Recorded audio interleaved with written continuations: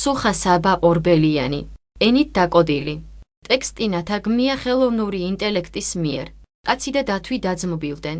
ერთხელ კაცმა დათვი შინ მიიწვია და კარგად მოალხინა. გამოთხოვებისას კაცმა დათვი გადაკოცნა და ცოლსაც აკოცნინა. ქალი დათვის სიმყალემ შეაწუხა, გადააფურთხა და თქვა, პირმყალ სტუმარს ვერ ვეწყობიო. დათვი წავიდა. ცოტა ხნის შემდეგ ეს კაცი წავიდა სტუმრად დათვთან და თან ცული წაიღო. გზად შეშას მოვჭრი და წამოვიღებო. შეხვდნენ ერთმანეთს და როგორც მეგობრობას შეეფერებოდა იმგვარად მოისიყვარულეს. მერე დათვმა დაიჟინა, თავზე ერთი ცული დამკარი და დამკოდეო. კაცმა უარი უთხრა, მაგრამ დათვი არ მოეშვა. კაცმაც დაჰკრა ცული და თავი გაუუტეხა. დათვი ტყეში წავიდა და კაცი შინ წამოვიდა. ერთი თვის შემდეგ ისევ შეხვდნენ. დათვს თავი გამთელებოდა.